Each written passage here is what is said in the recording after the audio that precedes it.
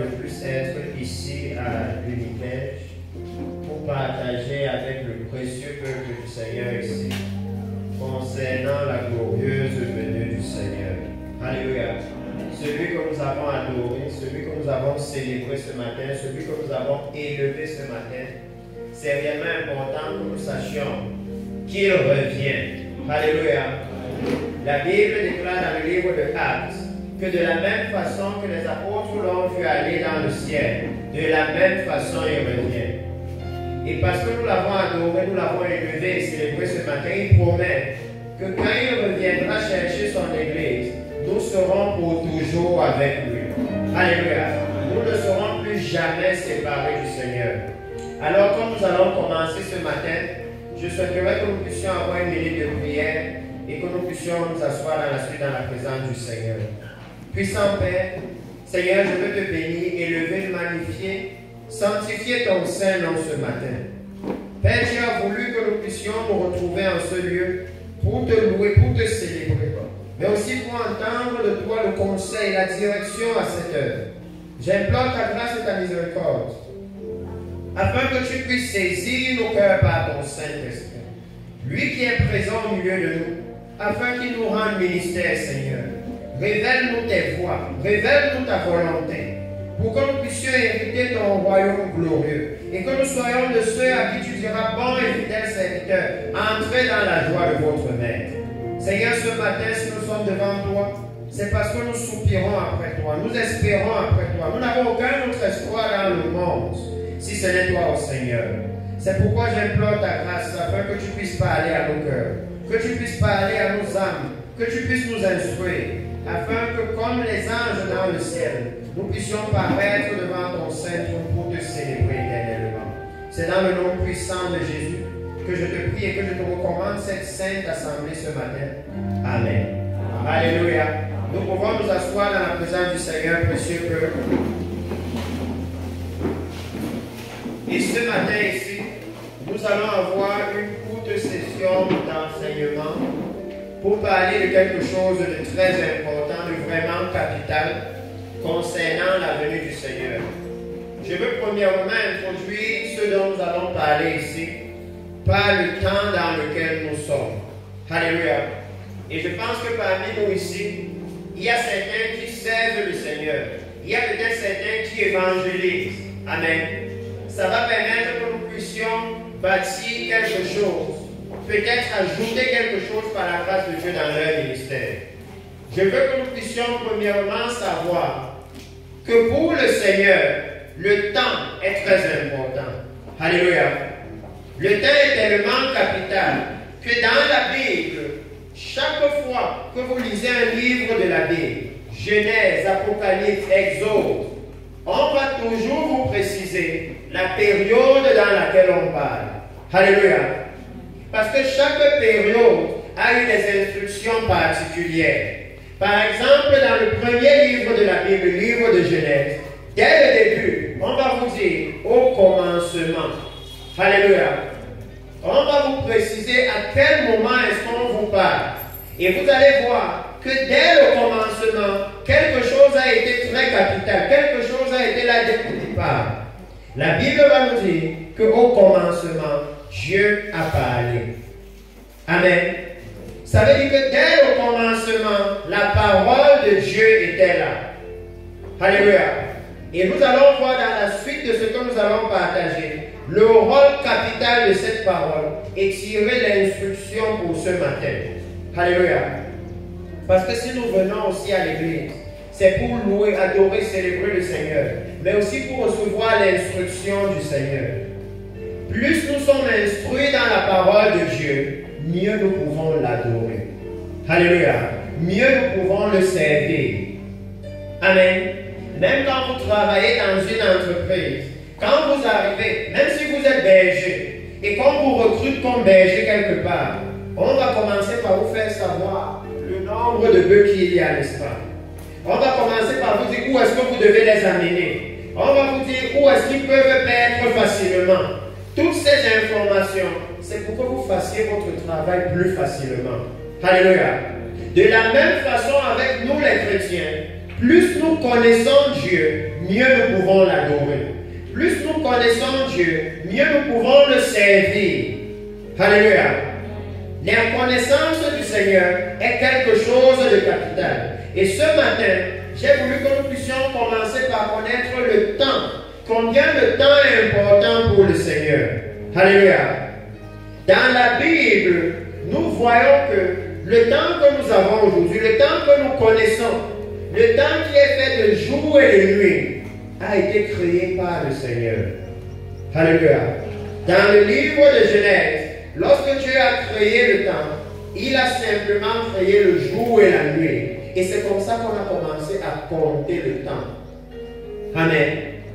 La Bible va nous dire, il y eut une nuit, un jour, ou un matin, et ce fut le premier jour. Alléluia. On a commencé à compter le temps par rapport à l'œuvre du Seigneur, par rapport à ce que le Seigneur était en train de faire. Alléluia. C'est très important dans ce que nous allons introduire.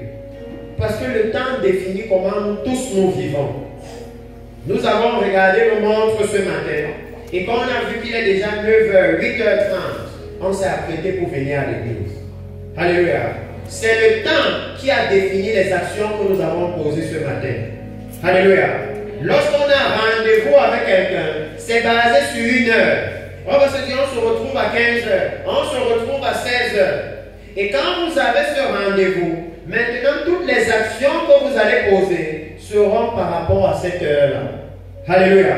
Si je dois aller au marché, à 13h, je dois rentrer et finir de préparer parce qu'à 16h, j'ai un rendez-vous.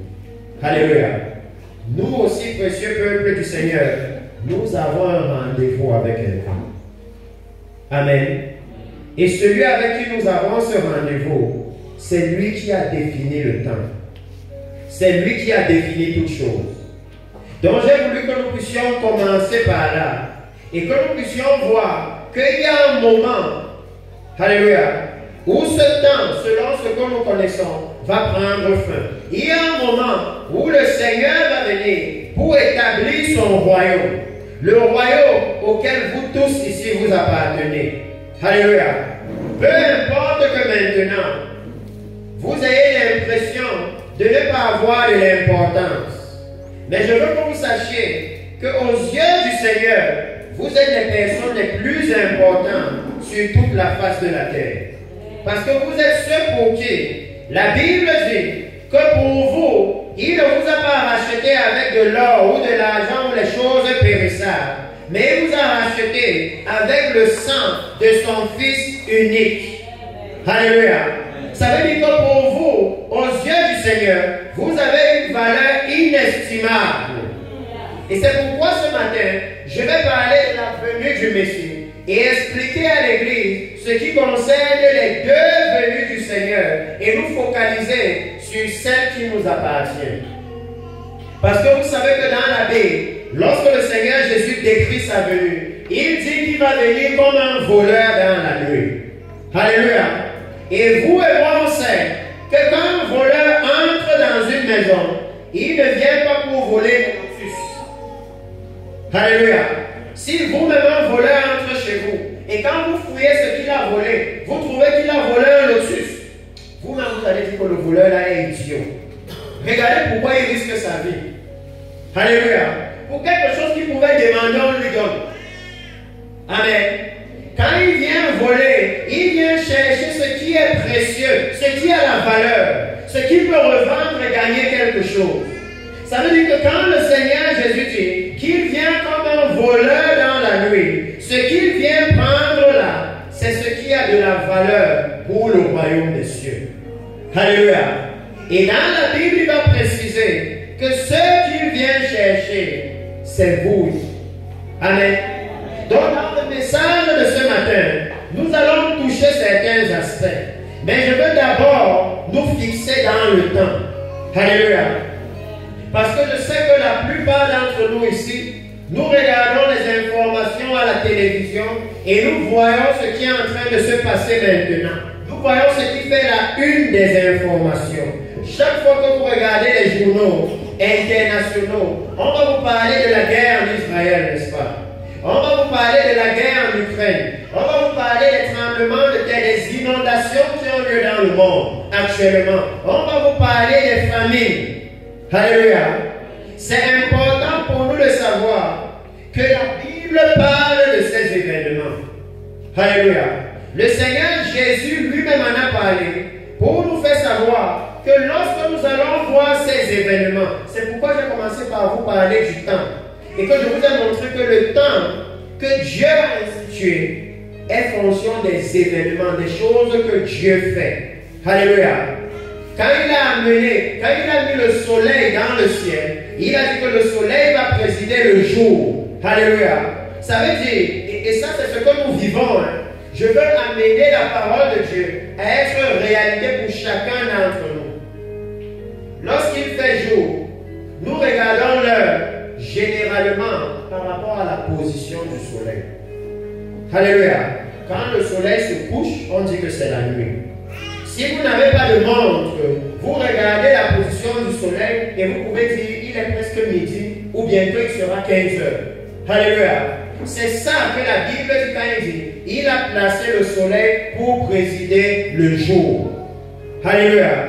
Ça veut dire que pour savoir à quel moment du jour on se trouve, on peut regarder à la position du soleil. Alléluia. On peut regarder à sa position. Il a placé la lune et les étoiles pour gérer la nuit. Quand vous voyez les étoiles dans le ciel, vous savez que nous sommes déjà dans la nuit. Alléluia. De la même façon, Dieu a maintenant fixé des événements qui nous permettent de savoir, alléluia, à quelle période nous sommes par rapport au royaume des cieux. Donc si vous regardez à la télévision et que vous voyez qu'on parle de guerre, de bruit de guerre, de tremblement de terre, d'effusion de sang, avec les terroristes comme Boko Haram, comme l'État islamique, alors vous devez savoir qu'il y a quelque chose qui est sur le point de se passer. Alléluia. Vous pouvez lire la Bible et savoir dans quel temps nous nous trouvons par rapport au royaume des cieux. Alléluia. C'est vraiment capital ce matin. Parce que dans les Saintes Écritures, la Bible nous parle, pour ceux qui n'osent, de deux venues du Seigneur. Alléluia. Deux venues du Seigneur. J'ai dit que je vais un peu parler de cela et me focaliser sur celle sur laquelle nous devons nous concentrer. Celle qu'on appelle l'enlèvement de l'Église. Alléluia. Mais je veux que nous soyons au courant des deux venues qui sont devant de nous. Et que nous puissions faire la différence entre les deux. Amen. Nous allons lire le livre d'Apocalypse chapitre 1. Apocalypse chapitre 1. Et nous allons voir là ce que la Bible nous dit. Apocalypse chapitre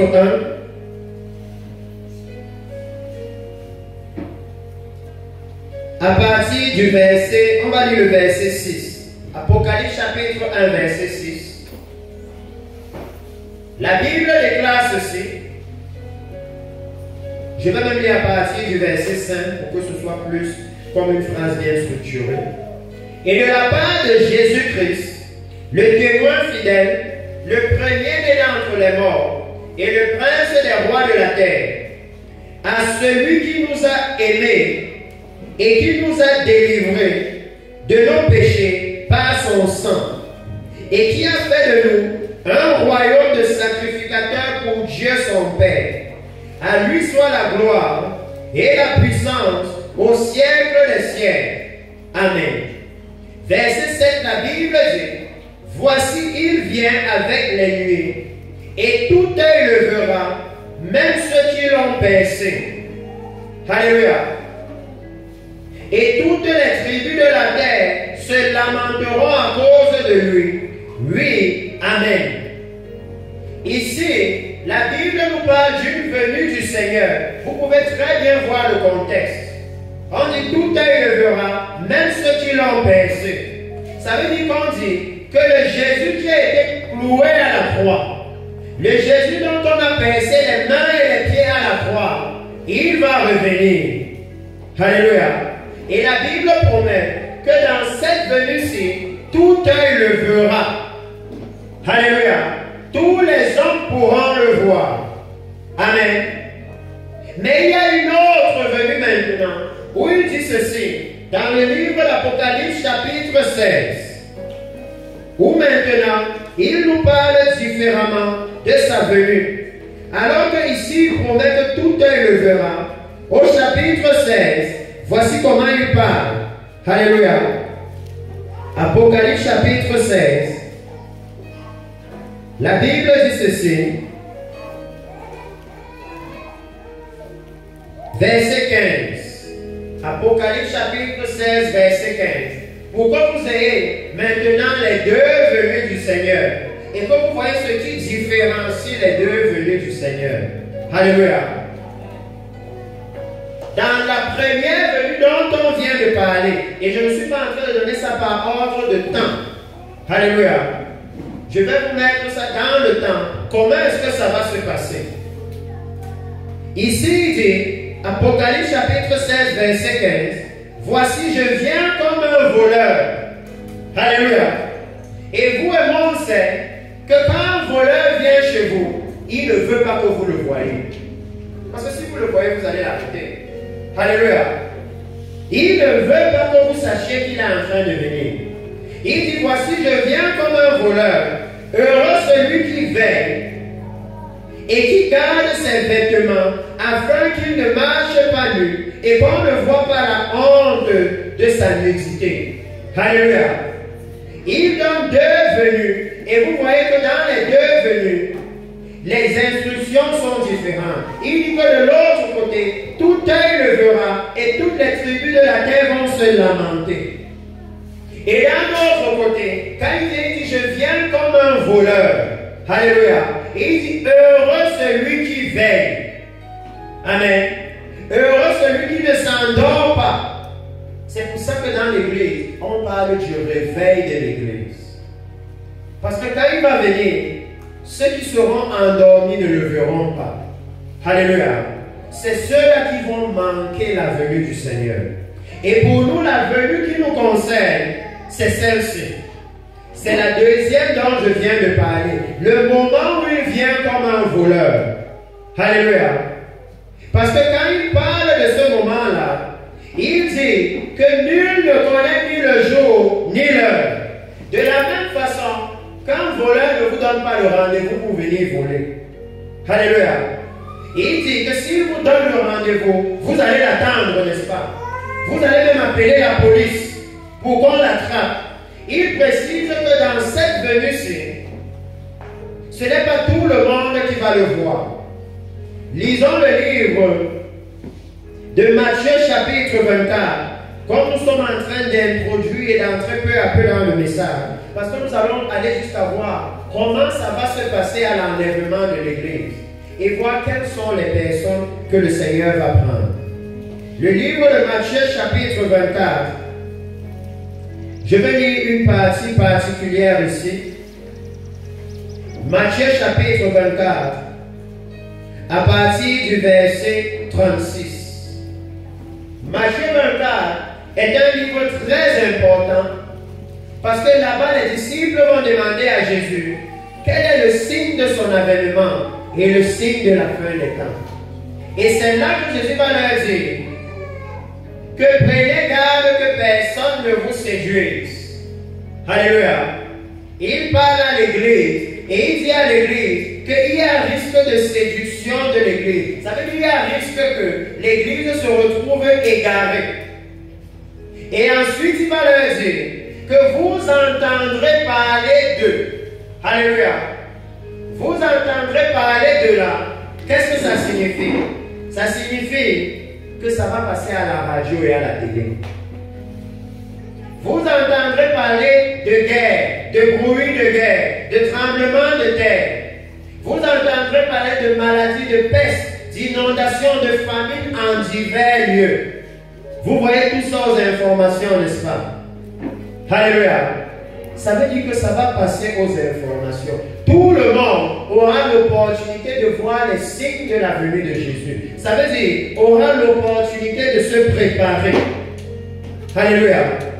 Et lorsqu'il va leur décrire cela, il va leur dire au verset 36, j'avance à cause du temps pour donner le maximum dans le court moment qu'on a. et de l'heure exacte, personne ne le sait, ni les anges dans les cieux, ni le Fils, mais le Père seul. Alléluia. Et il va dire, ce qui arriva du temps de Noé arrivera de même à l'avènement du Fils de l'homme. Car dans les jours qui précédèrent le déluge, les hommes mangeaient, buvaient, se mariaient et mariaient leurs enfants, jusqu'au jour où Noé entra dans l'arche. Alléluia.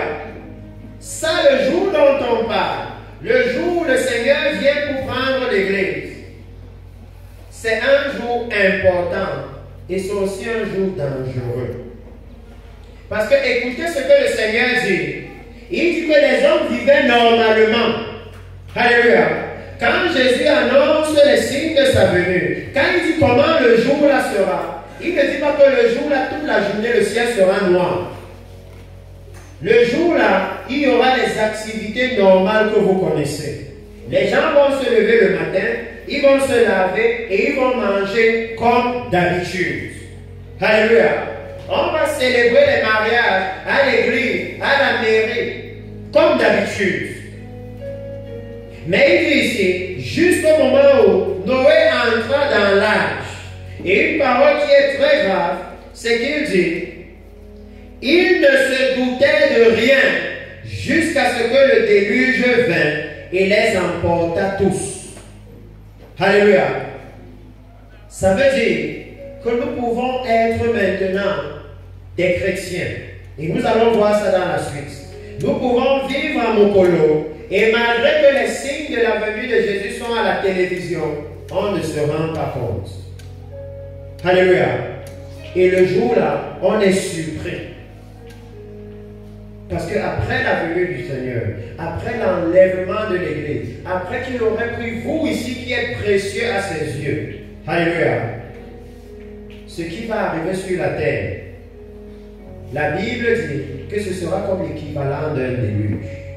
Parce que c'est la colère de Dieu qui suit.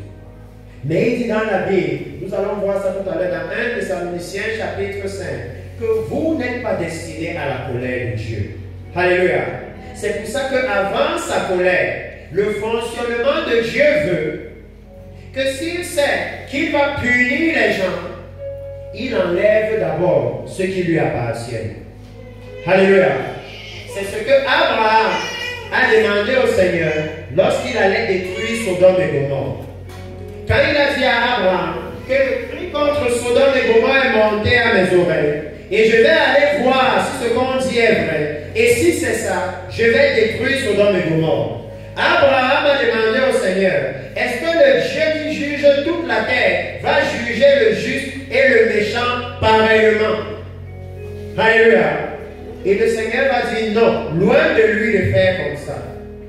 C'est la raison pour laquelle, quand le Seigneur va entrer à Sodome et Gomorrhe, il va mettre l'autre de côté avant de juger Sodome et Gomorrhe.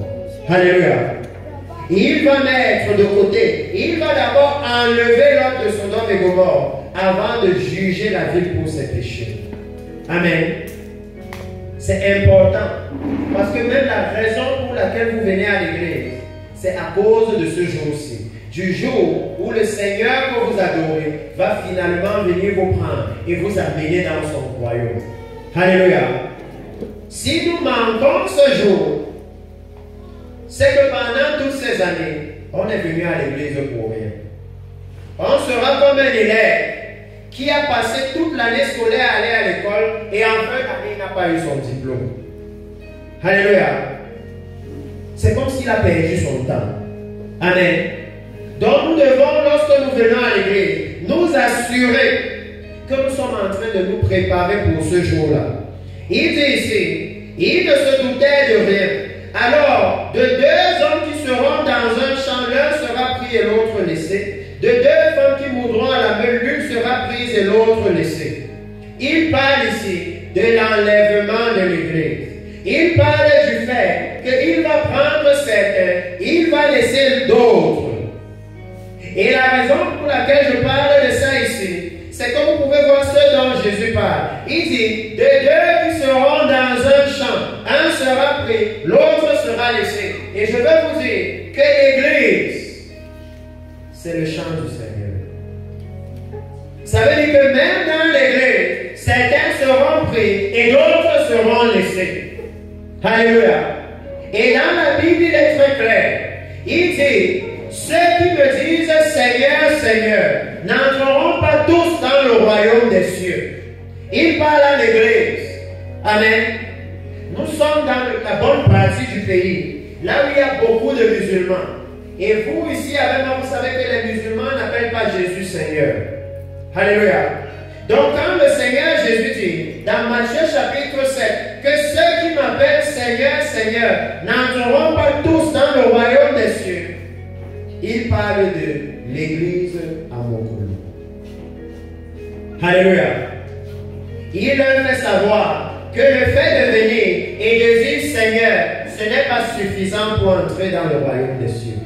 Mais il est très clair parce qu'il dit, mais ceux-là seuls qui font la volonté de mon Père qui est dans le ciel.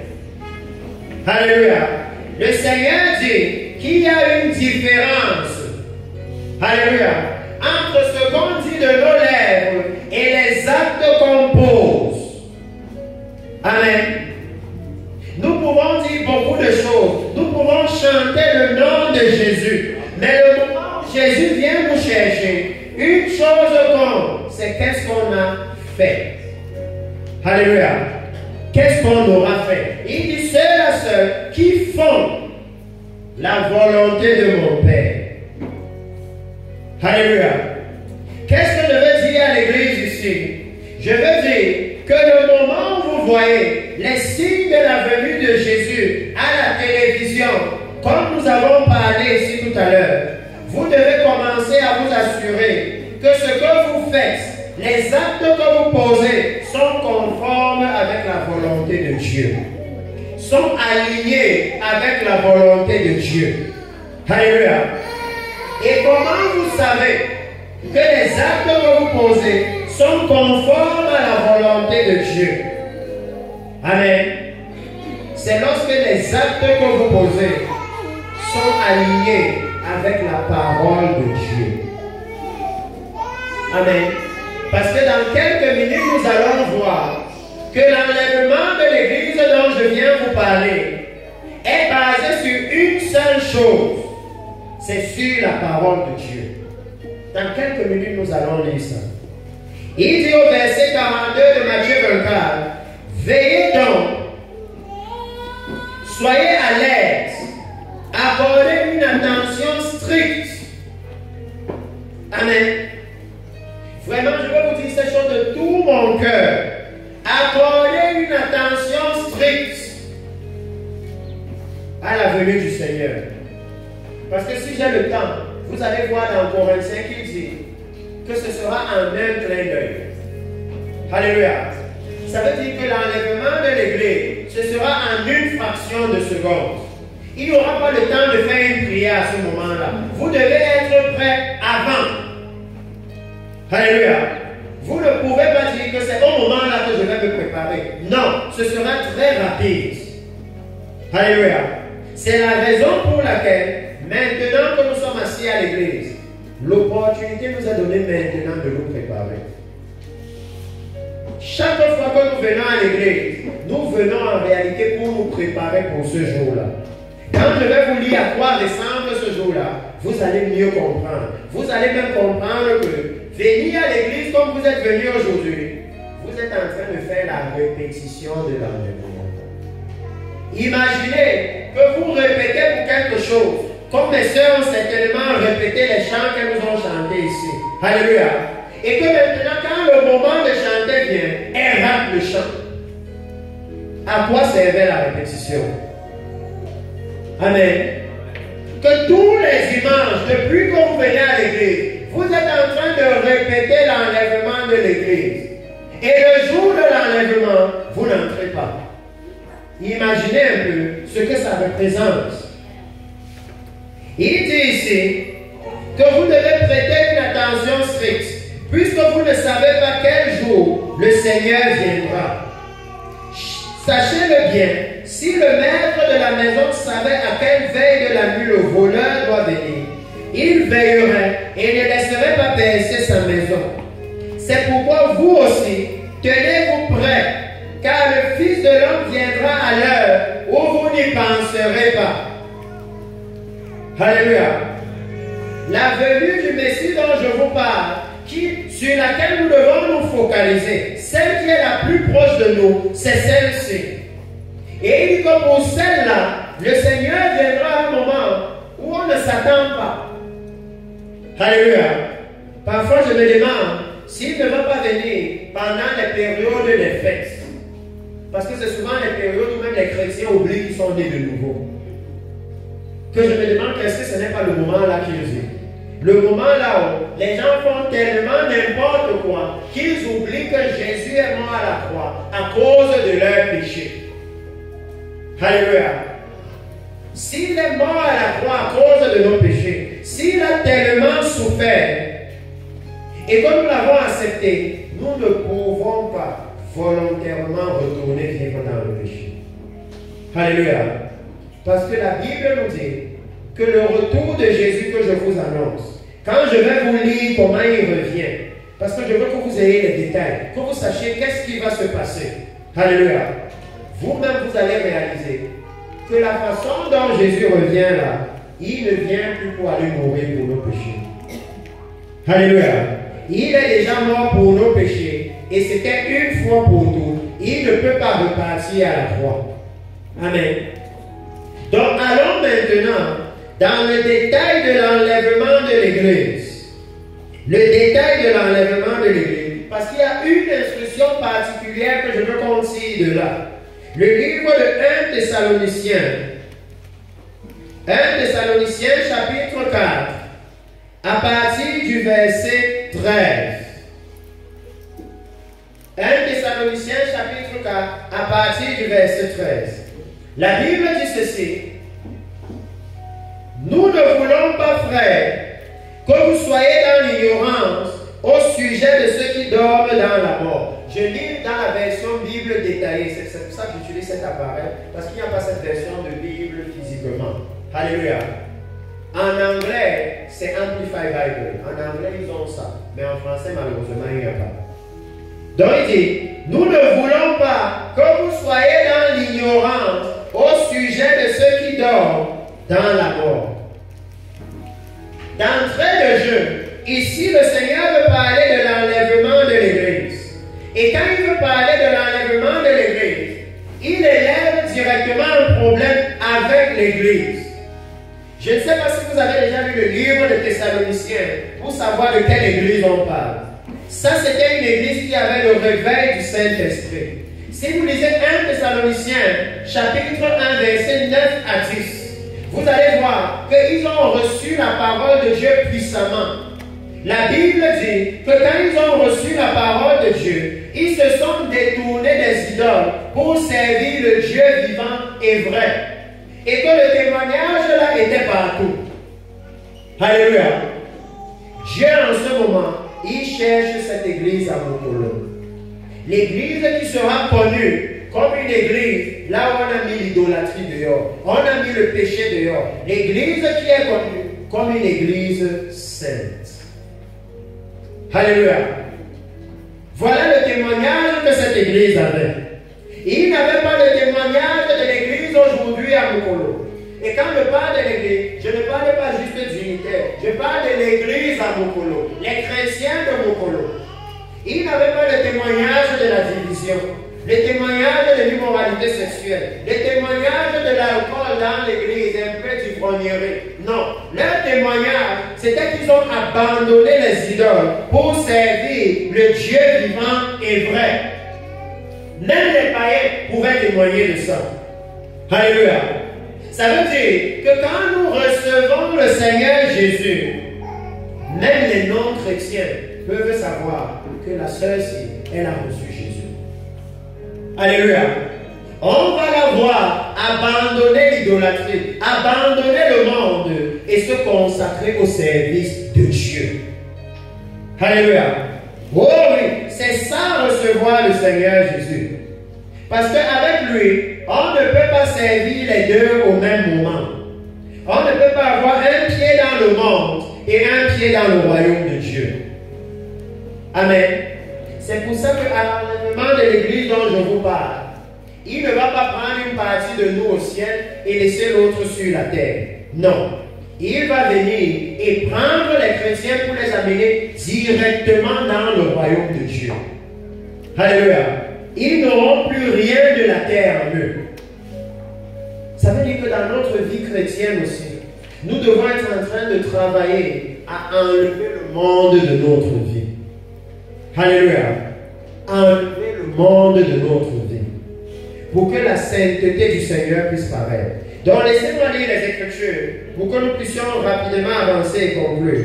Il dit, nous ne voulons pas, frères, que vous soyez dans l'ignorance au sujet de ceux qui dorment dans la mort, afin que vous ne vous affligiez pas comme les autres qui n'ont point d'espérance. Car si nous croyons que Jésus est mort et qu'il est ressuscité, croyons aussi que Dieu ramènera par Jésus et avec lui ceux qui sont morts.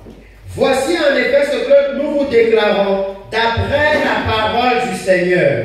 Et tout à l'heure, c'est ici que sera notre instruction. Que lorsque la Bible nous parle de l'enlèvement de l'Église, alléluia, la Bible commence à nous dire les événements qui vont se passer. Et il nous dit que ce jour-là, tous ceux qui sont morts en Christ, les chrétiens qui seront morts avant, marchant dans la sainteté, parce que vous devez vous poser la question, si on dit les morts en Christ vont ressusciter, alors on doit se poser la question, qu'est-ce que ça veut dire être en Christ? Alléluia. Est-ce que toute personne qui entre dans l'église à militaire est en Christ? Parce que si on a le temps, je vais vous amener dans une histoire de la Bible où quelqu'un a reçu Jésus dans sa maison. Il s'est assis avec Jésus et il a mangé. Il a bu avec Jésus. Et à la fin, Jésus a pardonné les péchés d'un étranger, mais pas de la personne. Pourtant, il était dans la maison avec Jésus. Il a invité Jésus. Il s'est assis. Ils ont mangé. Ils ont bu. Et une femme est sortie de nulle part, une prostituée. Et à elle, Jésus a dit, tes péchés sont pardonnés. Et à celui qui a mangé avec Jésus, préparé pour Jésus, donné l'argent, Jésus lui a dit, si tu m'avais aimé comme elle. Alléluia. Le salut dont on parle, c'est quelque chose d'extrêmement sérieux. Alléluia. Extrêmement sérieux. Il dit ici, quand il parle de l'enlèvement de l'Église, la Bible nous dit, car le Seigneur lui-même, non, il dit, verset 15, voici en effet ce que nous vous déclarons, d'après la parole du Seigneur, nous les vivants, restés pour l'avènement du Seigneur, nous ne dévancerons pas dans sa présence ceux qui sont morts. Car le Seigneur lui-même a un signal donné à la voix d'un archange et au son de la trompette de Dieu, descendra du ciel et les morts en Christ. Il précise très bien, les morts en Christ ressusciteront premièrement. La raison pour laquelle il précise, c'est parce que dans le livre de Jean chapitre 5, Jésus lui-même parle de la même chose. Quand il dit le Seigneur lui-même, d'après la parole du Seigneur, ça veut dire d'après les paroles de Jésus. Dans Jean chapitre 5, le Seigneur Jésus dit que l'heure vient, et elle est déjà là, où les morts entendront la voix du Fils de l'homme. Écoutez bien, il dit les morts entendront la voix du Fils de l'homme. Et après, il met une différence. Après, il dit, et ceux qui l'auront entendu. Donc, comme maintenant, on ne dit pas tous les morts vont entendre. Ceux qui l'auront entendu se réveilleront pour la vie éternelle. Alléluia. Il parle de ceux de l'enlèvement. De ceux qui seront morts en Christ. Alléluia. Ça veut dire que voici un moment précieux où nous devons tout faire pour savoir est-ce que je suis en Christ. Amen. Parce qu'il dit que l'enlèvement de l'Église, du point numéro 1, il dit, nous ne voulons pas frères. Alléluia. C'est pour les frères et sœurs en Christ. Il ne dit pas, nous ne voulons pas vous qui venez à l'Église. Parce que nous pouvons venir à l'église, mais nous ne sommes pas encore nés de nouveau. Nous pouvons venir à l'église, mais nous ne sommes pas encore les frères et les sœurs du Seigneur. Alléluia. Parce que dans la Bible, Jésus est très clair. Et lorsqu'on lui dit, regardez ce qui se passe. Jésus est en train de prêcher. Et dehors, sa mère est là, avec ses frères et ses sœurs. Et on lui dit, ta mère te cherche avec tes frères et tes sœurs. Et lui donne maintenant la définition des frères dont on parle ici. Alléluia. Et il dit, qui est ma mère? Qui sont mes frères? Qui sont mes sœurs? Il dit, voici mes frères et mes sœurs. C'est ceux qui font la volonté de Dieu. Alléluia. Donc quand il parle ici, l'enlèvement de l'Église, c'est strictement pour les frères et sœurs de Jésus. Alléluia. Donc assurons-nous aujourd'hui de faire partie de la famille de Jésus. Alléluia. C'est uniquement pour eux que l'enlèvement de l'Église est.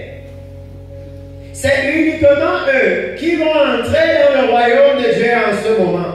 Et la Bible nous dit ici que non, pour ceux qui sont restés vivants, pour l'avènement du Seigneur, il y a des personnes physiques qui sont même peut-être ici, qui vont physiquement être pris et amenés au ciel. Alléluia. Sans voir la mort. Eux, ils ne vont pas mourir. C'est ce que la Bible nous dit ici. Voilà ce qui va se passer à l'enlèvement de l'Église. Voilà le jour que nous, en tant que chrétiens, on doit attendre. Alléluia. Le jour où finalement, le Seigneur va venir nous prendre pour nous amener directement dans les cieux, dans le royaume de son Père, dans la maison de son Père qu'il est allé préparer pour nous. Et lorsque je vous ai parlé d'une instruction, parce qu'il y en a beaucoup, mais je veux juste prendre une qui je pense peut être capitale pour nous ici. C'est qu'il dit, je vous donne d'abord tout le listing de l'événement, car le Seigneur lui-même, alléluia, ça parle de votre valeur, combien vous êtes important. Amen. Parce que même dans vos maisons, quand quelqu'un vient vous visiter, si c'est un ami, un simple ami dont vous avez l'habitude, il est en train de venir, il ne connaît pas la route. Il va vous appeler, vous allez lui dire quoi? Ok, mets-toi à l'entrée là, et je vais envoyer l'enfant te chercher. C'est ça, n'est-ce pas? Mais si c'est le maire de Mokolo, est-ce que vous pouvez envoyer l'enfant le chercher? Vous allez partir vous-même, n'est-ce pas? C'est ça que la Bible dit. La Bible dit que Satan, qui dérange tellement le monde entier, alléluia, lorsqu'il faut l'attacher et le jeter dans le trou, la Bible dit dans l'Apocalypse, c'est un travail sérieux, n'est-ce pas? D'attacher Satan lui-même et de le jeter dans la Bible. C'est sérieux. Mais pour faire ça, la Bible dit, un ange est venu avec la clé et la chaîne, et il a attaché et il a jeté dans le trou. Alléluia. Mais pour prendre l'Église, ce n'est pas un ange qui est venu, c'est le Seigneur lui-même.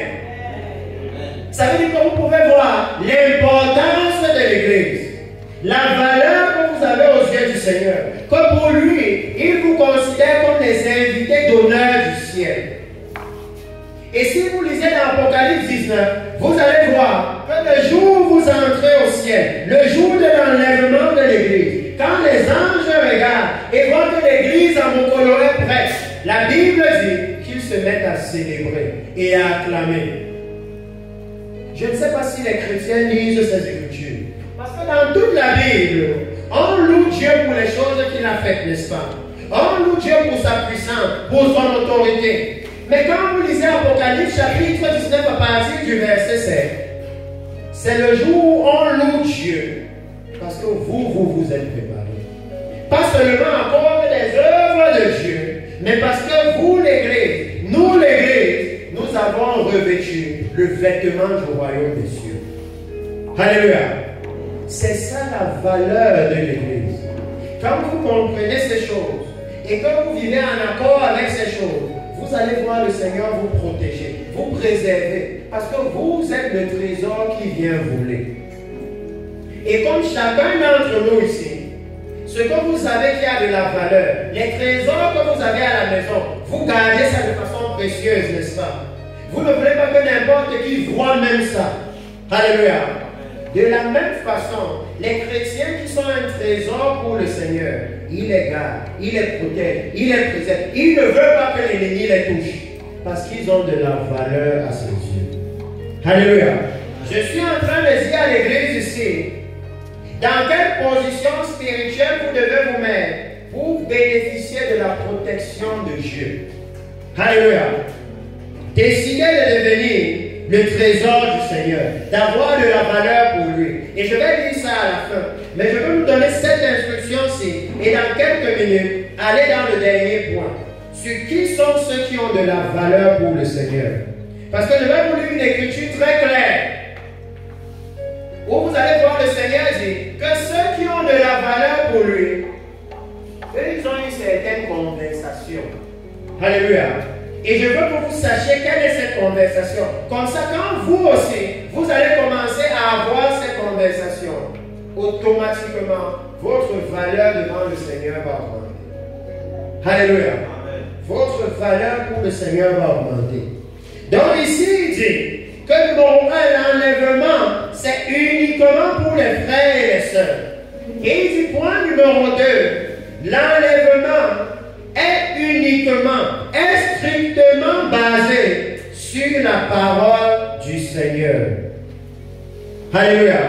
Il dit, voici ce que nous vous déclarons d'après la parole du Seigneur, pas d'après une formule mathématique, pas d'après une formule scientifique, pas d'après une école de théologie, uniquement basé sur la parole du Seigneur. Alléluia. Ça veut dire que si nous aussi, on veut être enlevés en ce jour où Jésus vient, nous devons à partir de maintenant baser, fonder nos vies sur la parole du Seigneur. Alléluia. Parce qu'il n'y a pas une formule qui vient d'ailleurs. C'est uniquement basé sur la puissance, sur l'autorité de la parole du Seigneur.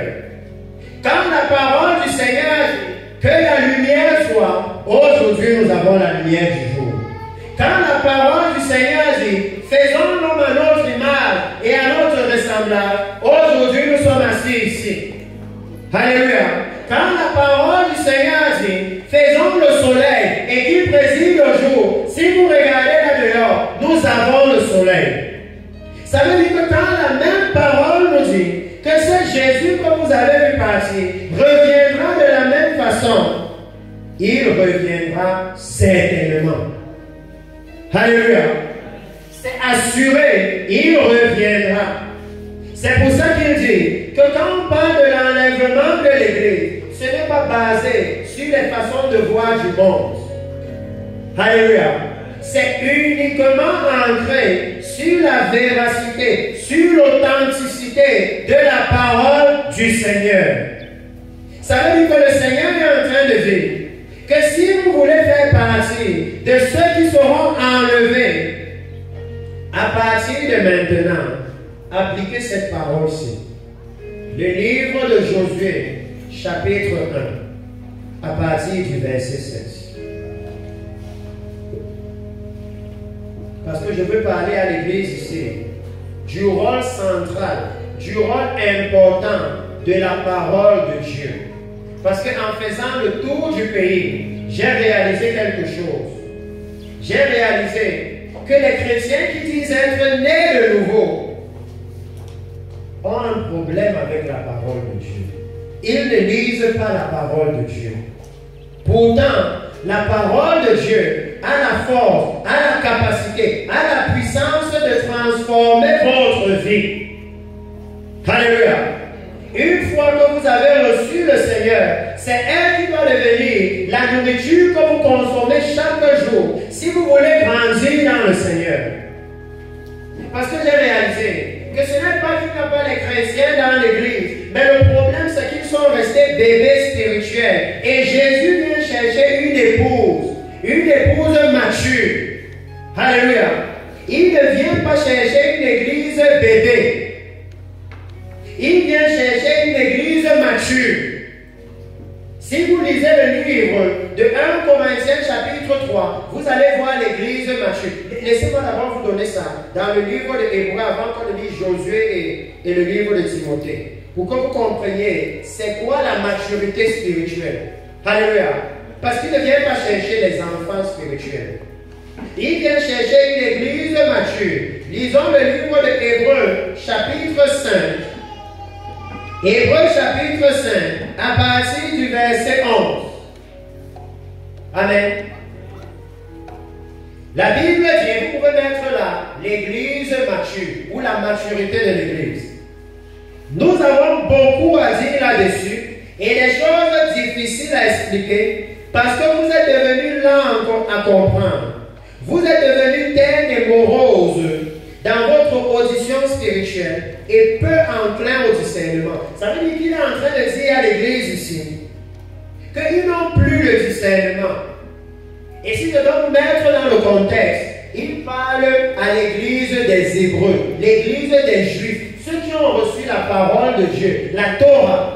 Et s'il va leur expliquer que mais au niveau où ils sont, ils devraient déjà être des maîtres dans la parole de Dieu. Il va leur dire, vous en effet qui depuis longtemps devriez être des maîtres, vous avez encore besoin qu'on vous enseigne les premiers rudiments, les principes élémentaires des oracles de Dieu. Ça veut dire les principes élémentaires des prophéties de Dieu. Et je vais vous donner un exemple. Alléluia. Dans la Bible, Joseph était en prison. Et Pharaon a eu un songe. Et on a amené Joseph. Et Joseph, on l'a fait sortir de prison. On l'a habillé et il est venu. Et il a donné l'explication du songe à Pharaon. Il a donné à Pharaon la prophétie. Il lui a dit, si tu as vu 7 vaches grasses, ça veut dire 7 années d'abondance. Et après tu as vu 7 vaches minces qui sont sorties et qui ont dévoré les autres. Ça veut dire qu'il y aura maintenant 7 années de sécheresse, 7 années de famine. Alléluia. Regardez Pharaon. Alléluia. Pharaon n'était pas un chrétien. Pharaon, c'était un roi païen. Il adorait les bœufs, les vaches. Il croyait même que lui-même il était Dieu. Mais quand il a entendu la prophétie de Joseph, la prophétie de Joseph a changé le cours de la vie en Égypte. Alléluia. C'est de ça qu'il parle. Il dit que eux, ils devaient déjà être matures. L'église devait déjà être mature. Au point où quand ils allument la télé et ils voient les guerres, les bruits de guerre, les tremblements de terre, les inondations, les pestes comme le Covid-19, ils disent, le Messie est à la porte et ils commencent à se préparer. Alléluia. Parce que Pharaon, un païen, quand il a appris 7 années d'abondance, puis 7 années de famine, il a changé l'économie en Égypte. Alléluia. Maintenant, depuis que l'église a reconnu que le Messie est en train de revenir, qu'est-ce qui a changé dans notre façon de vivre? Parce que les prophéties de la Bible, elles sont données pour que vous sachiez ce qui vient dans le futur et que vous ajustiez votre vie. Alléluia. C'est ça le rôle des prophéties. C'est pour ça qu'il dit que nous on a besoin de leur enseigner les choses élémentaires des prophéties. Que quand une prophétie est donnée de la part du Seigneur, il s'attend à une réaction de la part du peuple. Ils ne peuvent pas entendre que le Seigneur est à la porte et ils continuent à vivre comme ils vivaient hier. Alléluia. Ça montre que spirituellement, ils n'ont pas encore compris l'importance des prophéties. Pourtant, Pharaon, un roi païen, il ne connaissait pas l'Éternel. Alléluia. Quand il a appris ce que l'Éternel allait faire, il a changé tout le fonctionnement de l'Égypte. Ça veut dire que pour nous aussi, quand nous recevons une prophétie du Seigneur, biblique comme la venue du Messie, il doit y avoir changement dans notre fonctionnement, n'est-ce pas? On ne peut plus vivre comme d'habitude. Quand Pharaon a reçu cette prophétie, il a commencé à vivre en fonction de la prophétie. Est-ce que l'Église, en ce moment-ci, est en train de vivre en fonction de la venue du Seigneur? Ou est-ce que nous sommes en train de vivre en fonction du monde? Ce que le monde trouve beau, c'est ça que nous on trouve beau. Ce que le monde trouve laid, c'est ça que nous on trouve laid. Il dit non, le Seigneur est à la porte. Et nous devons maintenant ajuster nos vies. Et regardez ce qu'il dit, parce que je veux mettre l'accent sur ça, sur cet aspect de la parole, avant de clôturer. Il dit ceci. Or, non, il dit, vous avez encore besoin qu'on vous enseigne les premiers rudiments des oracles de Dieu. Vous en êtes venus à avoir besoin de lait et non de nourriture solide. Et vous savez que les bébés prennent le lait, n'est-ce pas? Il dit que ça, c'est l'Église qui devait déjà attendre l'enlèvement. Il dit que l'Église est née depuis 2000 ans, plus même. Alléluia. Qu'en ce moment-ci, le standard de l'Église devait être élevé. La connaissance de Dieu dans l'Église devait être très élevée. Mais que par contre, ce qu'on remarque, c'est qu'ils sont toujours comme les bébés qui ont besoin de lait. Toujours comme les bébés qui ont... Au moment où le Seigneur est déjà près de leur prendre. Eux qui depuis longtemps devaient maintenant être ceux qui donnent la direction à la nation. Et il dit, or, quiconque en est au lait n'a pas l'expérience de la parole de justice. Alléluia. Vous savez, pour avoir l'expérience de quelque chose, il ne suffit pas de regarder la chose de loin. Amen. Pour avoir l'expérience dans un domaine, il faut pratiquer. Amen. Pour avoir l'expérience de la parole de Dieu, il ne suffit pas juste de la lire comme ça. Il faut la mettre en pratique. Alléluia. Il dit que les bébés spirituels, ce sont ceux-là qui ne pratiquent pas la parole. Ils entendent bien ce que le pasteur dit au pupitre, mais ils ne font pas l'effort de pratiquer. C'est quand vous pratiquez que vous avez l'expérience. Alléluia. Que vous commencez à comprendre quels sont les bienfaits de cette parole. Et il dit, il n'a pas l'expérience de la parole de justice, car il est un enfant. Mais la nourriture solide, alléluia, la nourriture solide, il dit que la nourriture solide est pour les hommes faits, spirituellement matures, pour ceux dont le jugement est exercé par l'usage à discerner ce qui est moralement bien et moralement mal. Alléluia. Est-ce que nous nous sommes exercés à faire la différence entre ce qui est moralement bien pour Dieu et ce qui est moralement mal? Il dit que si vous n'arrivez pas à faire cette différence, vous ne pouvez pas avoir l'expérience de la parole de justice. Vous ne pouvez pas être un adulte spirituel. Et si vous allez même dans le livre de Corinthiens, que je n'ai pas le temps de lire, vous allez voir là-bas qu'il donne les caractéristiques. Il vous dit comment l'Église qui est bébé, ils sont encore dans la convoitise, ils sont dans les commérages, ils sont dans les jalousies, ils sont dans l'immoralité.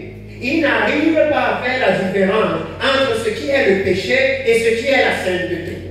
Et que tant qu'on est encore à ce niveau-là, on ne peut pas comprendre les grands oracles de Dieu. C'est ça qu'il appelle la nourriture solide.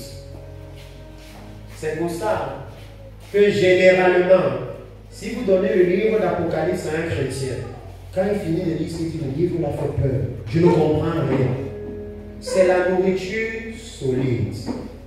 Alléluia. Si tu n'es pas spirituellement mature, si tu n'es pas quelqu'un qui connaît se détourner du péché, tu ne vas jamais rien comprendre dans ce livre. Alléluia. Et c'est dommage, parce que nous sommes déjà en train de vivre ce livre maintenant. Donc c'est le moment où il faut comprendre ça maintenant. Amen. C'est pourquoi il dit Que le cœur ici, c'est quoi? C'est la parole de justice. Avoir l'expérience de la parole de justice. Mais comment alors l'Église aura l'expérience de cette parole? Si l'Église n'a même pas le temps de méditer cette parole, lisons maintenant le livre de Josué. Parce que je viens pour que nous puissions nous préparer pour la venue du Seigneur. Ce qui va se passer après l'enlèvement de l'Église. La Bible, dans le livre de Daniel, qu'il y aura une détresse sur la terre, comme il n'y a jamais vu sur la face de la terre, depuis le commencement jusqu'à maintenant. Ça veut dire que vous prenez ce que Boko Haram fait maintenant, ce que Hitler a fait, ce que l'État islamique fait maintenant, ça n'atteint pas le temps qui vient devant nous. Alléluia. En fait, la prophétie de Joseph dont j'ai parlé, c'est en train de s'accomplir maintenant. Vous êtes dans le temps de l'abondance, la dispensation du Saint-Esprit. Après ça, c'est l'enlèvement de l'Église et c'est la dispensation de la famille spirituelle. Vous devez savoir ces choses. Comme ça, quand vous savez en avance ce que le Seigneur va faire, vous savez alors comment vous devez mener vos vies. Alléluia. Quand vous savez en avance. Dans le livre de Josué, qui est le grand conseil pour l'Église ici aujourd'hui, Josué chapitre 7, chapitre 1, pardon, à partir du verset 7, je vais lire ceci. Josué chapitre 1, à partir du verset 7. La Bible dit ceci. Fortifie-toi et prends courage. Si vous voulez, je vais commencer à partir du verset 5. Nul ne tiendra devant toi tant que tu vivras. Je serai avec toi comme j'ai été avec Moïse. Je ne te délaisserai point, je ne t'abandonnerai point. Alléluia. Lisez bien.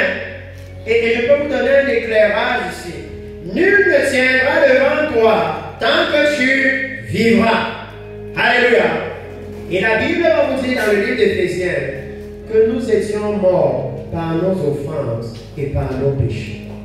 Ça veut dire nul ne tiendra devant toi tant que tu marches dans la sainteté. Ce n'est pas une question de la simple vie physique. Non. Alléluia. Parce que pour Dieu, les vivants sont ceux qui vivent dans la sainteté. Et ceux qui vivent dans le péché, ils sont déjà morts, même si vous les voyez debout. Alléluia. Parce que Dieu voit leur éternité. Amen. Il voit leur éternité. C'est pourquoi il veut que nous, l'Église, qu'on vive aujourd'hui en regardant notre éternité. Alléluia. Il dit ici, nul ne tiendra devant toi tant que tu vivras. Je ne te délaisserai point, je ne t'abandonnerai point. Fortifie-toi et prends courage, car c'est toi qui mettras ce peuple en possession du pays que j'ai juré de donner à leur père. Fortifie-toi seulement et aie bon courage. Écoutez bien à partir d'ici le verset 7. En agissant fidèlement selon toute la loi que Moïse, mon serviteur, t'a prescrite. Ne t'en détourne ni à droite, ni à gauche, afin de réussir dans ce que tu entreprendras. Alléluia. Il dit à l'Église que voici le moment où si vous avez entrepris d'entrer dans le royaume de Dieu. Et je pense que c'est pour ça que nous venons à l'Église, n'est-ce pas? Parce que nous voulons entrer dans le royaume de Dieu. Là où Jésus est allé préparer une maison, là-bas on ne discute pas le terrain. Il y a assez de terrain pour tout le monde ici. Et la maison est déjà bâtie. Elle t'attend seulement. Alléluia. Il dit que là-bas, il n'y a pas la rouille, il n'y a pas la teigne, il n'y a pas de voleur, il n'y a pas de crise économique, il n'y a pas de bailleur qui vient cogner, non. Ça vous attend seulement. Mais maintenant, il dit que si vous avez entrepris, le royaume de Dieu, c'est pour les entrepreneurs. Si vous avez entrepris d'entrer là-bas, vous devez faire tout pour agir. Alléluia. Écoutez très bien. Pour agir. Quand on parle d'entrer dans le royaume des cieux, ce n'est pas question de j'aime Dieu dans mon cœur. C'est question des actes que je pose pour agir. Alléluia. Selon ce qui est écrit. Amen. Il dit que c'est alors que nous aurons la réussite. Et regardez ce qu'il dit dans la suite. Que ce livre de la loi ne s'éloigne point de ta bouche. Il dit que ceux qui vont même entrer dans le royaume, ce que leur bouche dit, ce que leur bouche déclare, c'est aligné avec ce que la Bible dit. Amen. Le standard pour entrer dans le royaume de Dieu, c'est très facile de venir à l'église le dimanche. Et je vous ai dit que quand vous venez à l'église tous les dimanches, c'est une répétition. Parce que nous sommes venus ici. Et le pasteur nous a dit, nous sommes dans la présence du Seigneur, n'est-ce pas? Je ne connais pas les quartiers de Mokolo, mais chacun est quitté d'un quartier pour venir ici, n'est-ce pas? Et quand vous êtes venus, nous sommes rassemblés pour être avec le Seigneur et l'adorer. Mais l'enlèvement de l'église que je vous ai dit là, vous ne voyez pas qu'il dit que nous serons aussi enlevés pour rencontrer le Seigneur dans les airs. C'est la même chose. Quand vous venez à l'église tous les dimanches, vous êtes en train de répéter votre rencontre avec le Seigneur dans les airs. Alléluia.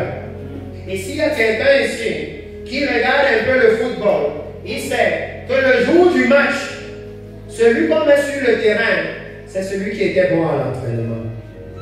Alléluia. Donc la façon dont vous vous préparez pour venir à l'église tous les dimanches aura un grand rôle à jouer sur le jour de l'enlèvement de l'église.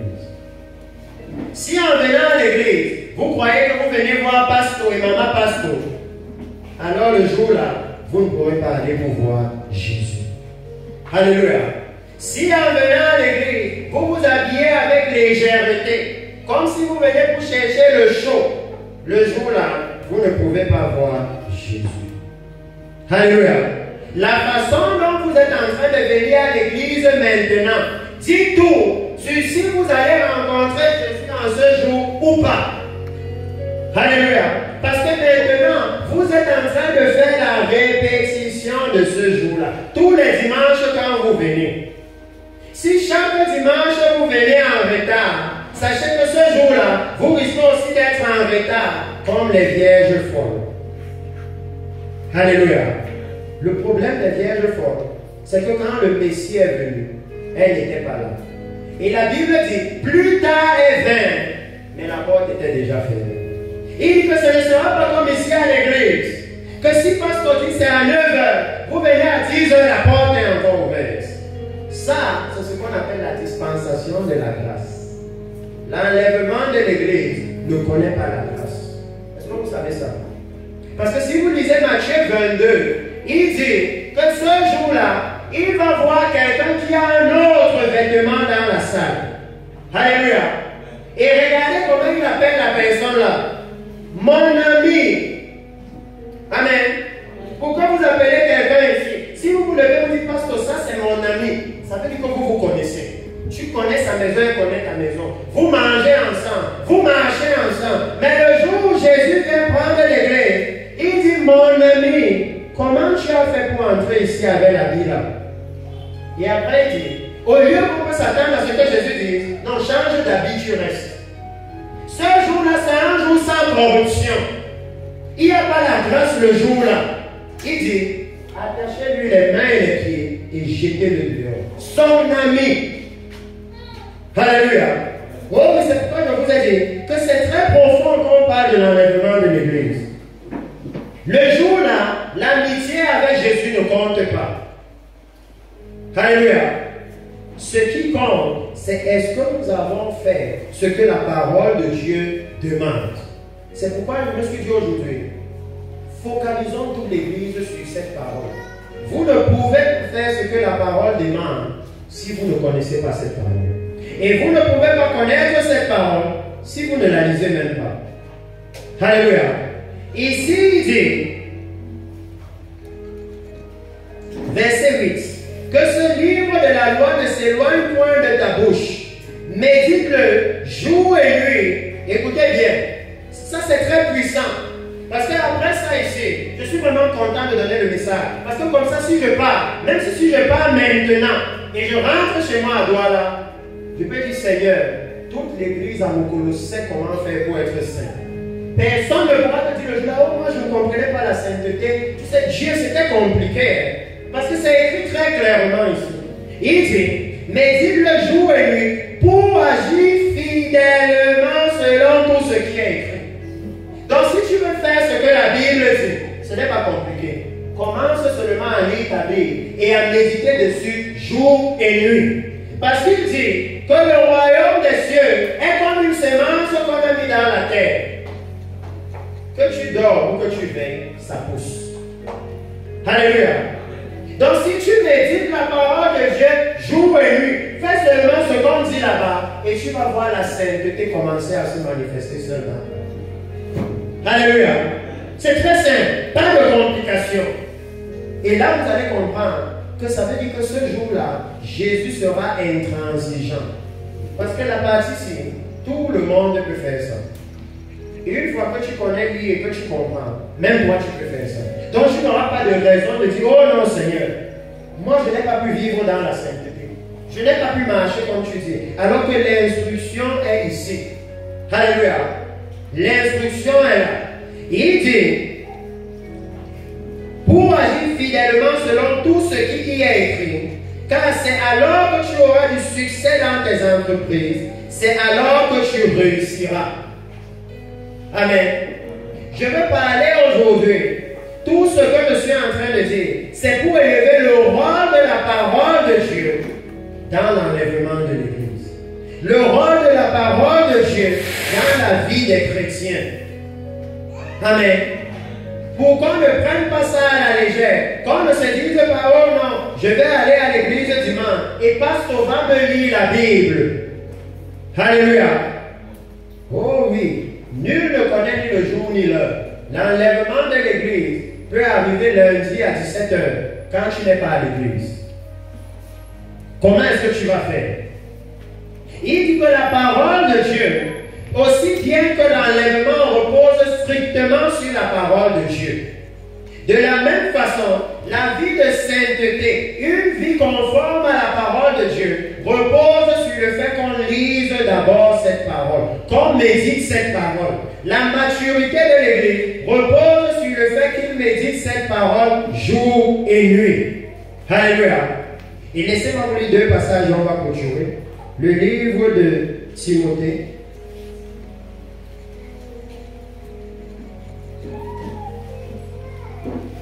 Parce que c'est le moment. Et ça veut aussi dire que si l'enlèvement de l'Église est strictement basé, comme la Bible dit dans Thessaloniciens, que selon la parole du Seigneur, ça veut dire que dans l'Église, nous devons prêcher uniquement de la parole du Seigneur. Alléluia. On ne peut pas mélanger l'évangile maintenant. Si l'évangile a dit que si ta main est une occasion de chute, coupe-la et jette-la, disons ça comme ça. Ce n'est pas nous qui avons créé ça. Alléluia. C'est Dieu qui a dit. Nous, on est seulement là pour donner le message. Ce n'est pas nous qui avons le message. Donnons ça comme ça. Le livre de Timothée, la Bible dit ceci. 2 Timothée 3,15. La Bible dit, dès ton enfance, tu connais les saintes lettres qui peuvent te rendre sage à salut par la foi en Jésus-Christ. Alléluia. Il élève ici l'importance de la parole de Dieu pour tous les chrétiens. Il dit que si tu veux avoir la sagesse de Dieu, tu dois lire la Bible. Alléluia. Tu dois lire la Bible. Il dit non, dès ton enfance. Ça veut dire, dès que tu es né de nouveau. Alléluia. Tu dois commencer à te mettre à la parole de Dieu. Tu connais les saintes lettres qui peuvent te rendre sage à salut. Et il explique ceci. Par la foi en Jésus-Christ, lui cédant la totalité de ton être et ayant une confiance absolue dans sa sagesse, sa puissance et sa bonté. Toute écriture est inspirée de Dieu et utile pour enseigner, pour convaincre, pour corriger, pour instruire dans la justice. La formation dans la justice, apprenant à vivre en conformité avec la parole de Dieu, à la fois en public comme en privé, et se comportant honorablement avec intégrité personnelle et courage moral. Mais il donne la finalité de la parole au verset 17, afin que l'homme de Dieu soit accompli et propre à toute bonne œuvre. Alléluia. Et vous savez que les bonnes œuvres, c'est ça que Jésus vient chercher. Parce que dans Apocalypse chapitre 19, il dit, le fin limpur et éclatant, ce sont les œuvres justes des saints. Et ici, il dit que c'est seulement la parole de Dieu qui peut produire dans nos vies les bonnes œuvres que Dieu demande. Alléluia. Ça veut dire qu'à l'heure à laquelle nous sommes rendus, précieux peuple du Seigneur, vous êtes ceux que le royaume de Dieu attend. Vous êtes le trésor qu'il attend dans le ciel. Et je vais lire cette dernière écriture dans Malachie, où vous allez voir ce que le Seigneur valorise. Qu'est-ce qu'il dit dans sa parole? Qu'est-ce qu'il attend à cette heure-ci? Quel est le langage qu'il veut attendre? Oh, ce sera peut-être deux passages, Malachie et Jérémie. Si je m'arrête à Malachie, je ne vous dirai pas ce qu'il doit vous dire. Le livre de Malachie, chapitre 4. Et je remercie vraiment le Seigneur pour votre pasteur ici. Parce que même hier, ici à la réunion des pasteurs, il disait des choses vraiment très pointues. Très, très pointues. Parlant de la dispensation là où on est. Une dispensation qui promet qu'un messager doit venir pour purifier l'Église. Ça, c'est l'heure de la purification. Nous devons partir pour un voyage bientôt. Et tout le monde, c'est pourquoi je vous ai dit, le temps est important. Quand vous savez déjà que très bientôt on doit prendre le Mukolo Express pour Gawa, maintenant vous êtes occupés à préparer vos bagages, n'est-ce pas? Alléluia. Si nous savons aussi que très bientôt le Seigneur va venir prendre l'Église, ça peut avoir lieu aujourd'hui. Maintenant, qu'est-ce que nous devons être en train de faire? Alléluia. C'est de ça qu'il est question. Le livre de Malachie, je vais lire le chapitre 3 à partir du verset 13. Malachie chapitre 3 à partir du verset 13. Mais on a vraiment beaucoup à partager, puisque c'est le plus je compresse juste. Mais vous-même, vous pouvez voir qu'il y a beaucoup à dire. Le vêtement de l'Église, toutes ces choses. Les chrétiens doivent savoir ça. Donc il dit, vos paroles sont rudes contre moi, dit l'Éternel. Et vous dites qu'avons-nous dit contre toi? Vous avez dit, c'est en vain que l'on sert Dieu. Qu'avons-nous gagné à observer ses préceptes et à marcher avec tristesse à cause de l'Éternel des armées? Maintenant, nous estimons heureux les auteurs. Oui, les méchants prospèrent. Oui, ils tentent Dieu et ils échappent. Beaucoup de chrétiens, c'est à cause de ce genre de paroles qui vont dans le péché. Parce que quand ils regardent les non-chrétiens et les bonnes choses selon le monde qu'ils ont l'impression qu'eux, ils sont très heureux. Quand ils viennent à l'église et qu'on réprimande l'immoralité sexuelle, ils ont l'impression que parce qu'on ne veut pas que je me marie. Si je ne parle pas d'abord dans le péché, comment un homme va m'accepter? Comment une femme va m'accepter? Ils ont l'impression que la parole de Dieu est là pour les restreindre. Alléluia. Alors que Dieu connaît le danger qu'il y a dehors. Alléluia. Il connaît le piège. Le piège que quand ma soeur ici décide de faire à ce que pasteur a prêché, et elle va suivre un païen là-bas dehors, et il met un enfant, après il découvre qu'elle ne l'intéresse plus. Et finalement, le mariage que l'ennemi lui faisait miroiter, c'est dans l'eau. Après, elle revient et dit, pasteur vraiment est péché, j'ai péché. Mais elle ne comprend pas que l'acte qu'elle a posé là, le péché sera pardonné, mais les conséquences seront supportées. Parce que maintenant, comment un frère de l'église va venir facilement alors qu'il y a déjà un enfant? Donc, les conséquences seront là, que tu veux ou pas. Alléluia. Oh oui. Jésus est mort à la croix pour nos péchés, mais ça ne change pas que la chair s'y meurt. La mort est déjà entrée. Alléluia. Les conséquences seront là. Dieu n'est pas fou. Quand il nous dit on n'allait pas toucher le péché, il sait de quoi il parle. Mais il dit que l'Église se comporte comme ça. Ils ont l'impression que Dieu veut qu'on vive mal. Il veut qu'on soit mal à l'aise. Satan leur donne l'impression que la sainteté ce n'est pas bien. La justice ce n'est pas bien. Et quand ils ont parlé comme ça, Dieu a écouté. Il faut que vous sachiez aujourd'hui, quand le Seigneur dit médite ses paroles jour et nuit, il écoute tout ce que vous dites, même dans le secret. Alléluia. Il dit que ceux-ci, ils parlaient dans leur coin en se disant non, Dieu vraiment c'est mauvais. Servir Dieu dans la justice, c'est dur.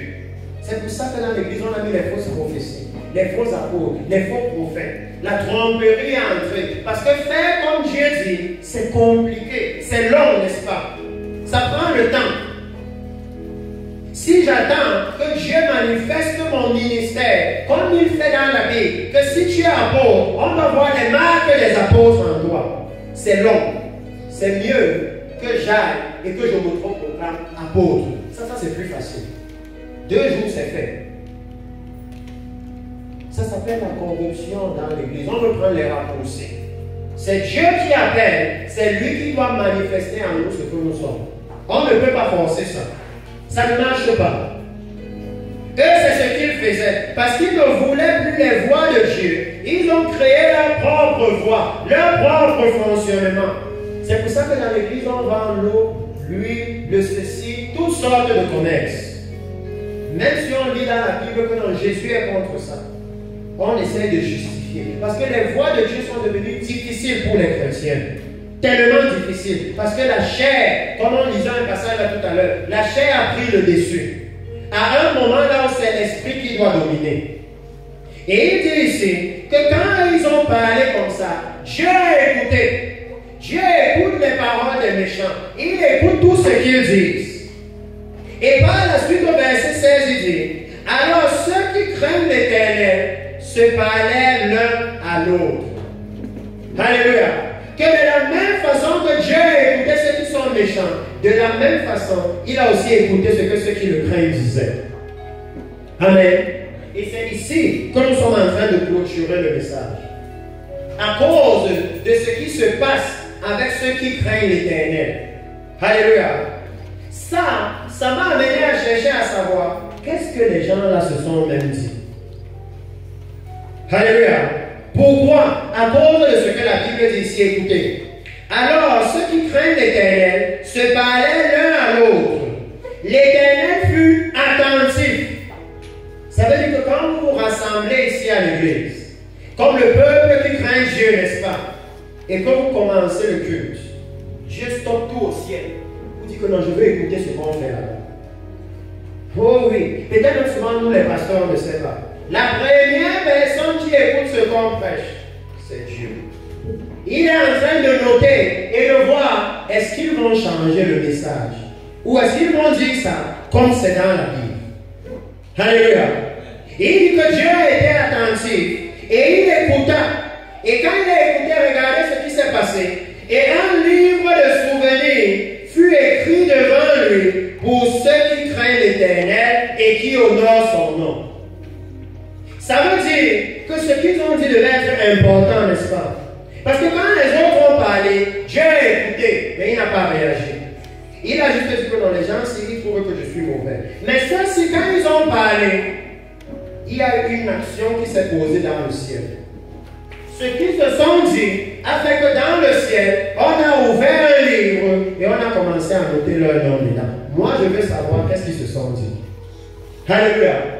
Pour que le ciel agisse comme ça veut dire que leur conversation était très importante. Alléluia.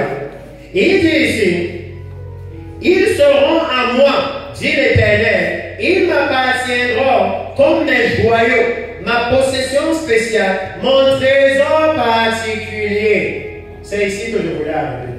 Voici ceux qui viennent chercher comme un voleur dans la nuit. Il dit que pour lui, ceux-ci-là, c'est son trésor particulier. Il dit, ils seront à moi, ils vont m'appartenir. Ça veut dire que quels que soient les moyens, il va les enlever de la terre. Voici l'église qui sera enlevée. Alléluia. Et ils ont une conversation. Il continue en disant, au jour que je prépare, le jour dont je suis venu vous parler, au jour que je prépare, j'aurai compassion d'eux, comme un homme a compassion de son fils qui le sert. Et vous ferez de nouveau la différence entre le juste et le méchant, entre celui qui sert Dieu et celui qui ne le sert pas. Qu'est-ce que ces gens se sont dit?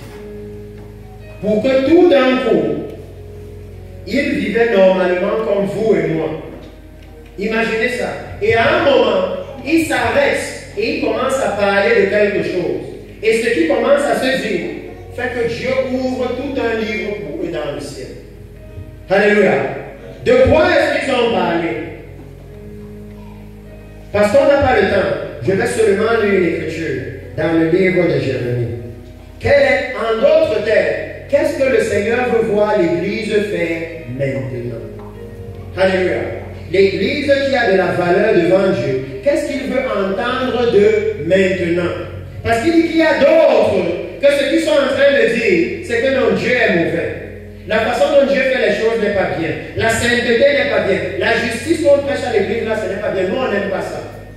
Mais il y a certains que eux, ils ont un langage différent. C'est pour ça que je veux que nous puissions voir qu'est-ce que ceux-là se sont dit dans le livre de Jérémie chapitre 8. Et nous allons finir par là. Je n'ai pas vraiment le temps de développer, parce que si on avait le temps, on passait d'abord par Ésaïe chapitre 29. Mais vous pouvez lire ça à la maison. Pour bien comprendre et bien circoncis, qu'est-ce qu'ils ont dit qui a touché le cœur de Dieu? Ou qui disent directement dans le ciel, amenez un livre ici. Si on avait même le temps, nous serons allés dans le livre d'Esther, pour que je vous explique un peu par rapport au livre là, comment ça fonctionne. Vous aurez regardé l'histoire de Mardochée, n'est-ce pas? Quand Mardochée a sauvé le roi, on a écrit ça dans les chroniques du roi. Et au jour de la détresse, quand Haman voulait déjà tuer tous les Hébreux, le roi a dit, qu'est-ce qui est écrit dans le livre là? Que Mardochée avait fait quoi? Amenez-moi Mardochée là ici. C'est de ça que la Bible parle. Alléluia. Qu'un livre fut ouvert. Et le livre là, quand la détresse est déjà arrivée sur toi, Dieu regarde le livre là et il se souvient que j'ai ma fille là-bas. Et chante pour moi la chorale. Non, non, non, non, non, non. Ça ne doit pas se passer. Parce qu'il y a un livre ici et son nom est dedans. Je me souviens de ce qu'elle fait pour moi dans l'église. Alléluia. Oh oui. Nous devons vivre dans la connaissance de celui que nous servons. Dans le livre de Jérémie, chapitre 8, le Seigneur dit ceci. Jérémie chapitre 8, je vais commencer à lire à partir du verset 4. Dis-leur, ainsi parle l'Éternel. Est-ce que l'on tombe sans se relever, ou se détourne sans revenir? Pourquoi donc ce peuple de Jérusalem s'abandonne-t-il à de perpétuels égarements? Il persiste dans la tromperie. Il refuse de se convertir. C'est pour ça que dans Malachie, ils ont des paroles difficiles. Parce que si vous venez à Mokolo et que vous prêchez et que vous dites le Seigneur revient, le Messie à la porte, répandons-nous, commençons à marcher dans la justice. Les gens vont vous dire, ah, vous parlez même de quoi comme ça?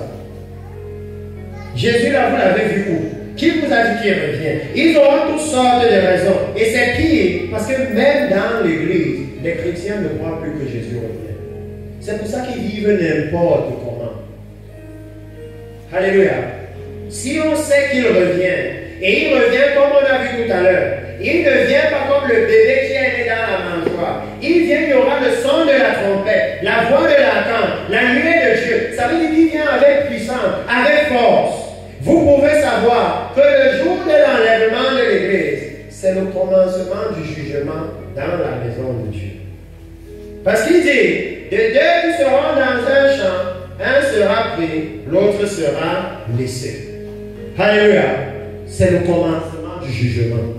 Donc il dit ici dans Jérémie, parce que je veux qu'on aille sur qu'est-ce que le Seigneur écoutait qu'il a tellement touché. Qu'est-ce que les gens là disaient?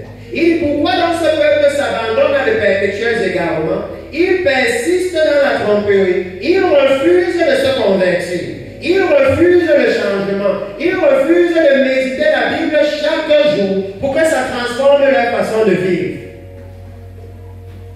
Il refuse. Les chrétiens aujourd'hui, c'est ça. Si vous êtes né de nouveau, il n'y a pas de raison. pour que la parole de Dieu ne vous transforme pas. Il n'y a pas de raison. Elle va vous transformer si vous la méditez. Elle a la capacité. De la même façon que lorsque vous sémez, je ne sais pas, une graine d'orange ou la sémence du maïs dans le sol, la petite sémence là, il y a déjà tout dedans pour que la tige pousse, les feuilles sortent et que les épis poussent. Tout est déjà dedans. Alléluia. Il y a déjà tout dedans. C'est la même chose avec la parole de Dieu. Elle a déjà tout pour produire en nous la justice et la sainteté que Dieu demande dans son royaume. Elle a déjà tout. C'est ça qu'on disait tout à l'heure dans Timothée. Donc ici, il dit, je suis attentif. Donc quand ils refusaient de se convertir, Dieu les écoutait. C'est ce qu'il disait tout à l'heure dans Malachie. Quand les premiers ont dit que Dieu est Dieu, il a écouté. Il dit, je suis attentif et j'écoute. Il ne parle pas comme il devrait. Alléluia. Il y a un langage que Dieu attend de l'Église maintenant. Il y a un langage que Dieu attend de son peuple maintenant. Et il dit que quand il regarde l'Église, il voit qu'ils ne sont pas en train de parler comme il faut. Et il dit dans la suite, aucun ne se répand de sa méchanceté et ne dit, qu'ai-je fait? Donc à ce moment-ci, le Seigneur s'attend à ce que si les chrétiens de Mokolo s'arrêtent et voient qu'il y a tellement d'injustice dans la vie, tellement de corruption, tellement d'immoralité sexuelle, tellement de péché, qu'ils s'arrêtent et qu'ils disent, mais qu'est-ce qu'on a fait? On est censé être le sel de Mokolo. Alléluia. On est censé être la lumière de Mokolo. Comment alors, quand quelqu'un arrive à Mokolo et il regarde la ville, il ne voit pas d'abord la lumière du monde? Qu'est-ce qu'on a fait? Alléluia. Parce que le Seigneur est à la porte. Le salut de tout Mokolo dépend de l'Église. Alléluia. Vous avez la possibilité d'ouvrir la porte aux autres, même ceux des autres religions. Parce que jusqu'à présent, quel que ce soit qu'ils adorent, il n'est pas encore ressuscité. Alléluia. Mais vous adorez celui dont c'est sûr, il a vaincu la mort. Quel qu'il soit. Alléluia. Donc vous voyez ici qu'il dit que non, personne ne se répand et ne dit qu'ai-je fait. Tous reprennent leur course.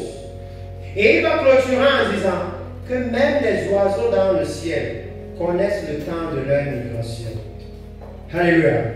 Ça veut dire qu'il dit que si nous regardons le temps maintenant, les événements qui se passent autour de nous maintenant, nous devons comprendre que ce que le Seigneur attend de l'Église, c'est la repentance. C'est que les chrétiens soient en train de se dépouiller du péché maintenant. Alléluia. La seule conversation qui l'intéresse, c'est de les voir se repentir. Il ne veut rien entendre d'autre. Comme un père qui dit à ses enfants, non, je vais rentrer à 18h. Et quand je vais arriver, on m'a déjà dit tout ce que vous avez fait. Je ne veux rien entendre d'autre que les gens en train de pleurer et de demander pardon. Si quelqu'un essaie même de justifier, je le fouette. Alléluia.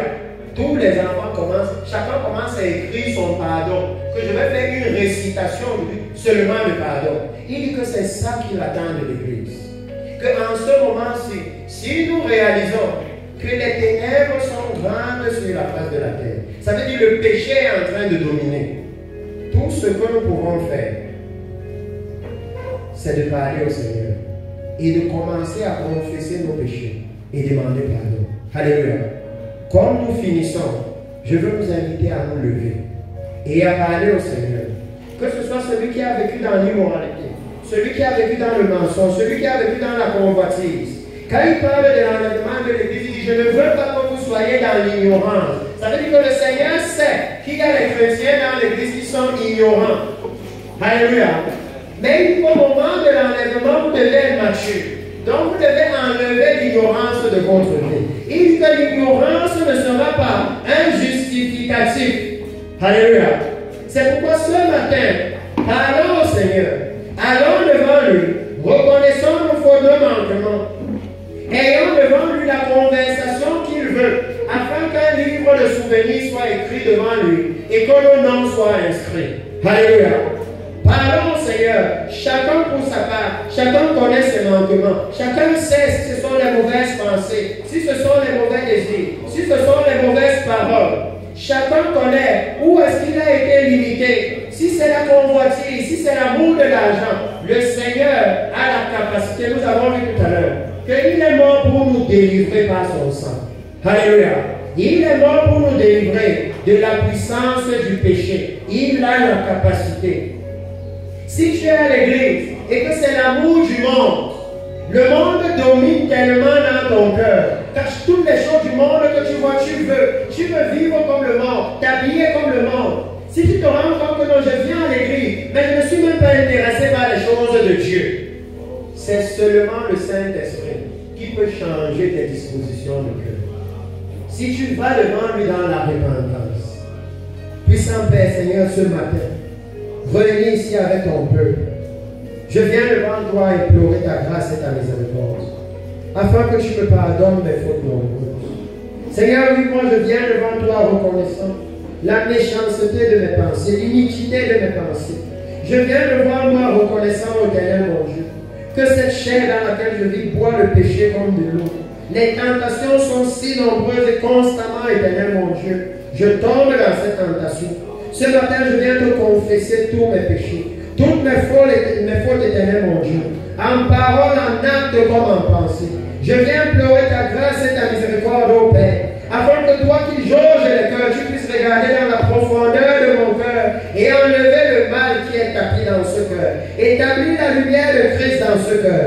Père, ce matin, je viens implorer ta grâce et ta miséricorde, afin que tu aies pitié de moi, afin que tu prennes pitié de mon ignorance, Père. Je viens reconnaître que je suis ignorant de tes préceptes, je suis ignorant de tes voies, je suis ignorant, Éternel mon Dieu, de ta façon de faire les choses. Et ce matin, je viens implorer ta grâce, afin que tu puisses me donner la connaissance de ta personne. Seigneur, pardonne mon ignorance, pardonne mes manquements, pardonne le mépris que j'ai eu envers ta parole. Pardonne-moi parce que je n'ai pas obéi à ton commandement saint de méditer ta parole jour et nuit. Que cette parole ne s'éloigne point de mes lèvres, Père. Je l'ai mis de côté, parfois je l'ai mis sous l'oreiller, parfois je me suis endormi avec la Bible à côté de moi, mais ne pouvant pas la lire, Éternel mon Dieu, désobéissant ainsi à tes commandements. Seigneur, ce matin, je viens implorer ta grâce et ta miséricorde, afin que tu prennes pitié de moi, afin que tu aies miséricorde de moi, Seigneur, et que tu puisses me pardonner, que tu puisses avoir pitié de moi,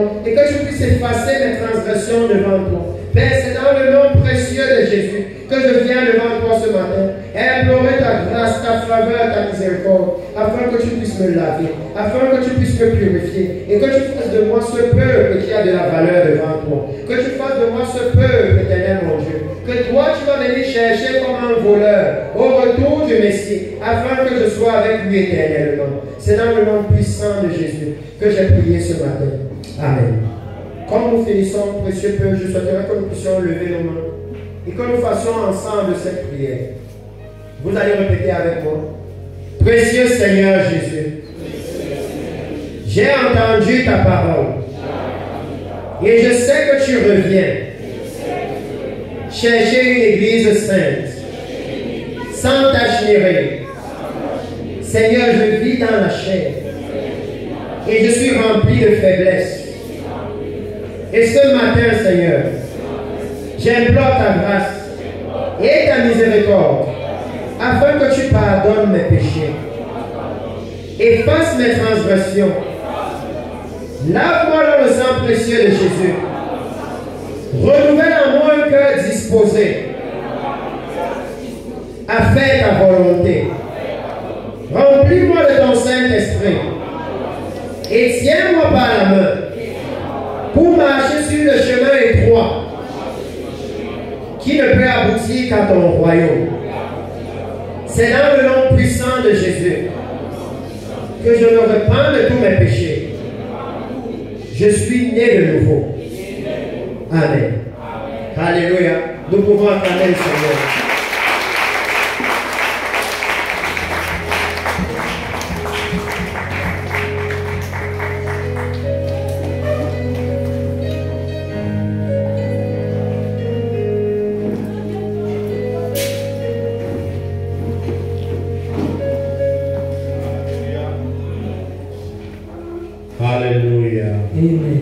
Amen. We thank God for that powerful word. Nous bénissons le Seigneur pour cette parole puissante. So that no matter the stone Afin que peu importe les pierres that was standing in your heart,